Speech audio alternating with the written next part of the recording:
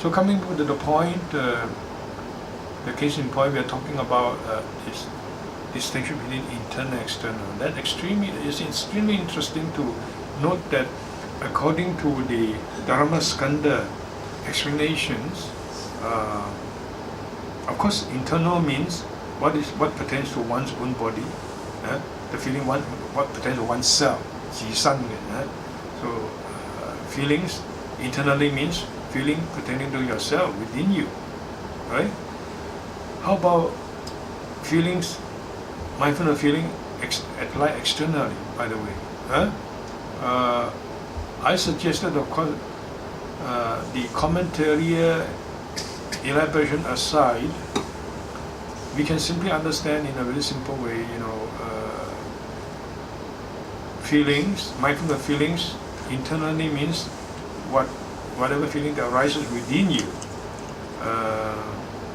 within your mind, and without resorting to external objects. So even if you close your eye, you can have feelings of happiness, you can feel feelings of unhappiness, and so on. You can have pain on your own body, you see. For instance, different parts of the body, uncomfortable feelings or comfortable feelings, or this can be understood as feelings pertaining to your very self, internally. Feelings externally can apply to feelings that arise when we cognize different objects outside. We also have feelings, for instance. So in that kind of simple way, you can extend what I said to other related senses. We can understand the sutta. But when we went to the Dhamma-skandha, for instance, we found that it further elaborated on this. That is, what is meant by feelings, being mindful of feelings externally, being mindful of thought externally. Of course, ultimately, feelings and thoughts are all internal, right? You think of something, you feel something, it's all from your mind. But you can still make a distinction. What they're trying to say is that we find very interesting commentary or abhidharmic elaborations in the Dhamma-skandha in this respect.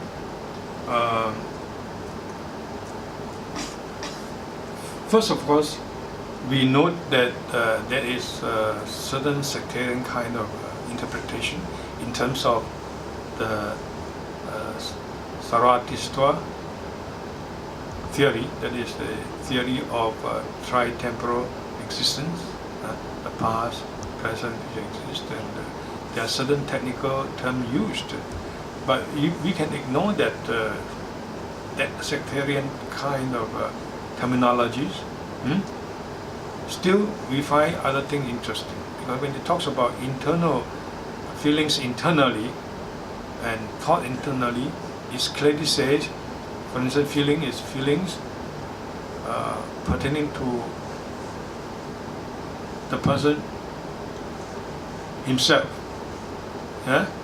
And feeling externally also can be feeling pertaining to yourself, but feeling that have been past, feeling that have not arisen. In that sense, it's not feeling that is right at this moment occurring in your body. You xian xiang xu zhong, not in the present serial continuity. And those feelings were experienced by the person, the serial continuity, and some will be experienced, but they belong to different time period. So in that sense, it's external to the serial continuity at that very moment. But it also adds and says that it includes feelings pertaining to other serial continuity. That is to say, other people, other beings. If that interpretation is acceptable, that is very interesting. So it means that when you practice mindfulness on feelings, you develop awareness not only about your mental makeup, your inner psychology of yourself, you also develop awareness and understanding with regard to others' feelings. So someone outside you feels unhappy, has a problem. You become aware that he is suffering. He's now in a very negative state. Or he is happy, or he needs encouragement. He needs to be rejoiced in. And you develop awareness that way. So, at the same time when this kind of application of mindfulness on others' feelings becomes a development within you, that is your ability to be aware of feelings, not only internally and externally. So it's a development within you. At the same time, it has another important significance. That is to say, in terms of interpersonal relationship and communication, you become more aware of others, not just yourself.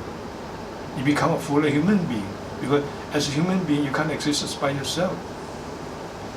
You always become aware that someone has some feelings, negative, positive. If a person is very sad or is depressed, and you, of course, when you are aware of this, if you are a sincere person, then you will think, what can I do?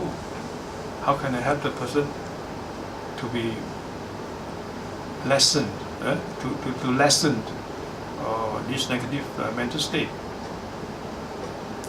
How can I cheer him up? How can I bring him out of that state of depression? So you see that profound sociological or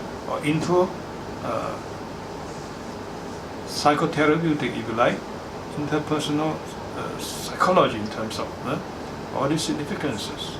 So that is extremely interesting. Likewise, when the Dhammaskanda Shastra, that book that I'm referring to, explains about the mindfulness, application of mindfulness on chitta, on thought. It says the same thing when it comes to explain what's meant by applying externally. And it speaks of the thoughts of other people. It doesn't necessarily mean telepathy, of course, although that is a phenomena that is considered to be possible in Buddhism. But clearly it means at least that we become more mindful, more aware of the mental states of others.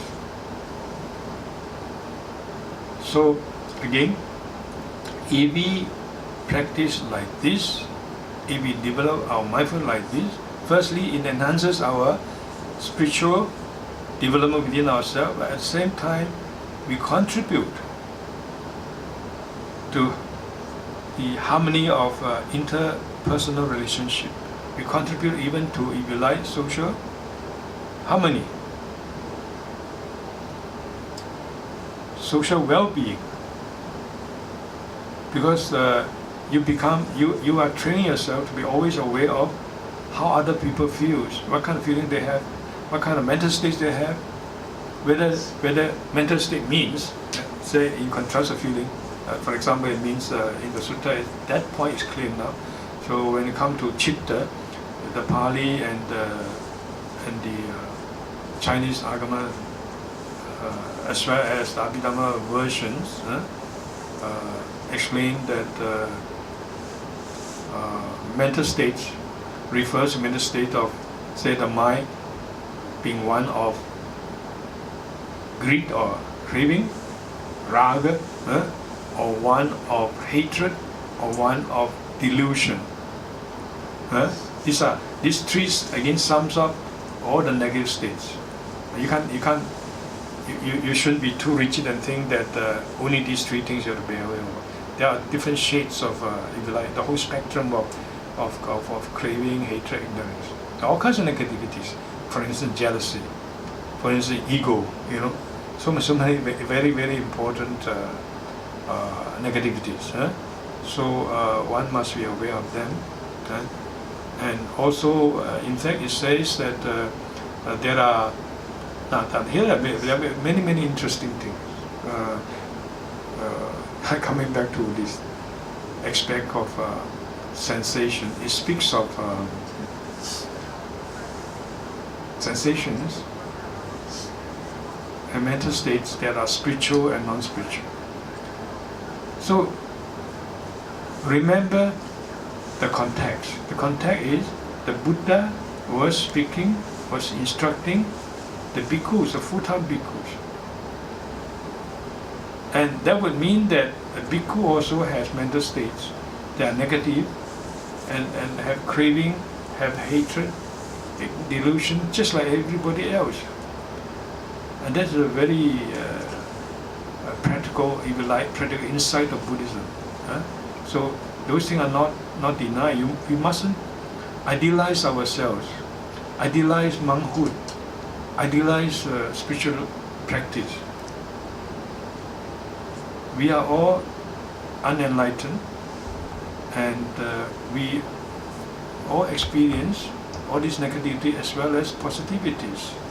Even in the case of the monks, the Buddha is saying that when these craving, hatred, ignorance arise in your mind, when you have this mental state, be mindful of them. That's a wonderful teaching. And also, the sutta speaks of spiritual and non-spiritual. The word is amisa. Amisa is something flashy, something material. You see, sa amisa would be, if you like, materialistic or non-spiritual. You see, so even if you have pleasure and displeasure, they can be of two kinds. There can be pleasure and displeasure in a very materialistic way. But you can have pleasure and happiness in a spiritual way also. Be aware of them. For example, you have joy when you think of the Buddha, when you think of something, some people who inspire you, some people who are kind to you. You see, these are very positive feelings that uplifts you. You be aware of them. So imagine someone who is just concerned with just simply getting pleasure and happiness. Understand? For himself or for herself. That would be disastrous for the person as well as in terms of personal relationship.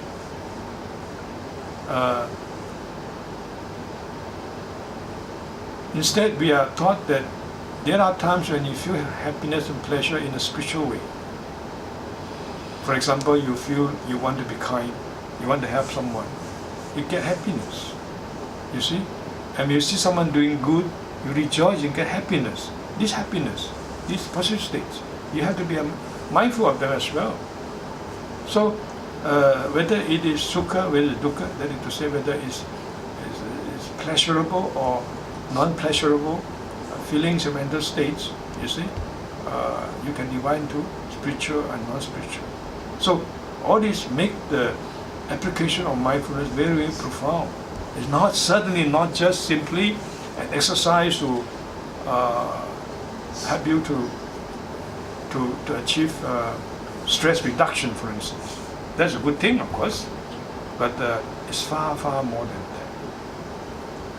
that. And it has to go on to this far further states than the mere physiological concern. So what I was saying is that if you are concerned with just the merely physiology aspect, only yourself, I want just for my depression, I want just for my stress reduction, etc., etc., you become a totally egotistical person. It's a neurotic feedback, you see, for you, and it's a negative development with you if you practice like that. So you have to learn to also practice mindfulness on the positive feeling, the spiritual side, even when you have dukkha, for instance. Dukkha can be materialistic, pain. I don't want pain. I hate someone who inflicts some pain on me. But if if I think this pain can be a condition for my fate, for instance, in the Satipatṭhāna formula, in the positive one, from saddha, from dukkha, that saddha arises, then that experience, that mindfulness of dukkha, of so-called pain, of so-called unhappiness, is a spiritual one. Or when you think of others, you see, others having pain, if you are aware of it, then that sparks up your own sympathy. You become a more empathic. Last night I was searching for the word empathic person. You see, more ability to be one with others. So in that way, it helps your development. You're not alienating yourself with others, with the context of the dynamic interaction with other beings. So in that way, you develop in a very healthy, holistic way. All these are very, very profound implications of the Satipatṭhāna mindfulness practice. There are many things we can discern in the instructions in that sutta.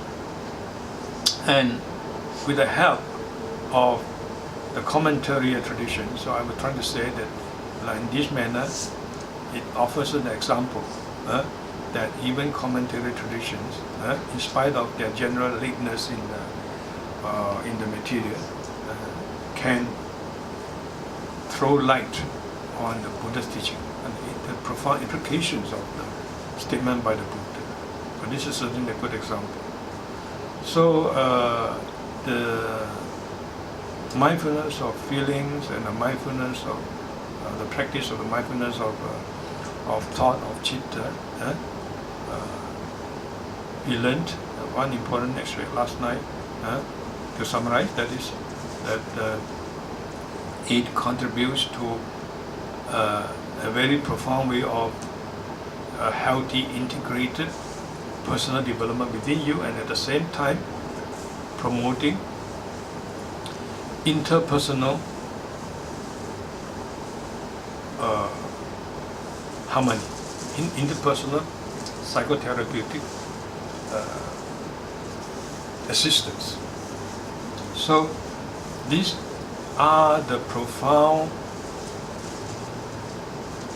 functions of the practice of Satipatthāna that are now generally missed, generally not emphasized. You know, in many places which are offering this kind of practices. I've said at the beginning that one important thing is that they extricate, they isolate mechanically the whole context of the practice from the spiritual life. That is already wrong to begin with, and overemphasis on the reduction of stress, the physiology aspect, is another very big, serious effect. You see, and then always concerned with your own development, without understanding that your development is necessarily connected with the development of all the others. Your neurosis is necessarily connected with the neurosis of all the others. Your mental health is necessarily connected with the mental health of the totality of being. Now, Satipatṭhāna Sutta, the Satipatthāna practice, brings out all these significances, and they have to be borne in mind. I think that's enough for today's sharing.